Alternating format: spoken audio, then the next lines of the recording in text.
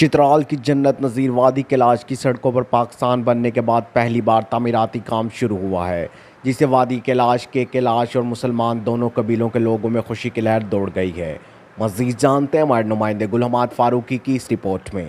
بین الاقوامی شہرت کے حامل وادی کیلاش کی سڑکوں پر تعمیر کا کام شروع ہوا، جس سے وادی کے لوگوں میں خوشی کی لہر دوڑ گئی۔ پاکستان بننے کے بعد پہلی بار اس سڑک کی تعمیر پر وادی کے لوگ نہایت خوش ہیں۔ یہ سڑک نہایت تنگ اور خطرناک ہونے کی وجہ سے اکثر غیر ملکی سیاح اس پر پیدل سفر کیا کرتے تھے۔ یہ اس لیے آپ نے وہ اتنی ڈینجرس ہے تو پھر ہم نے پیدل سوچا کہ نیچے اتر جاتے ہیں کہ گاڑی بجائے گاڑی پیچھے آ رہی ہے۔ کیلاش قبیلے کے مرد اور خواتین نے صوبائی اور وفاقی حکومت کے ساتھ ساتھ وزیرزادہ کیلاش کا بھی شکر ادا کیا، جن کی کوششوں سے اس پر عملی کام شروع ہوا۔ تو اگر روڈ بن گیا تو فائدہ صرف ہمارا نہیں، فائدہ گورنمنٹ کا بھی ہے۔ یہاں پہ ٹوریزم کا سب سے بڑا جو وہ ہے وہ ٹوریزم یہاں پہ آتی ہے، اور ٹوریزم کا بھی یہی کہنا اگر روڈ بنا تو یہ جگہ کافی ڈیولپ ہو سکتی ہے، کافی زیادہ ٹورسٹ یہاں پہ آئیں گے۔ ہمارے یہاں سڑک کی بہت بڑی مسئلہ ہے، اور برف باری ہونے پر تو ہم سکول بھی نہیں جا سکتے اور کالج بھی نہیں جا سکتے۔ جب بیماری ہوتا تھا تو چارپائیوں پر یا وہ لکڑیوں پر اٹھا کر لے جاتے تھے،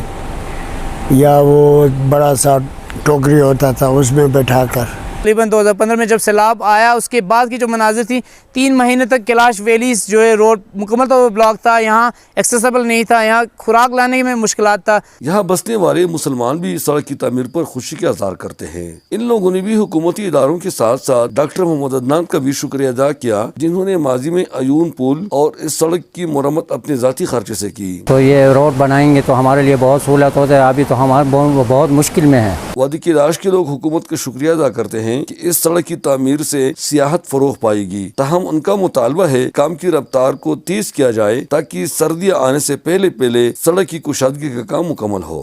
گل حماد فاروقی، 94 نیوز چترال۔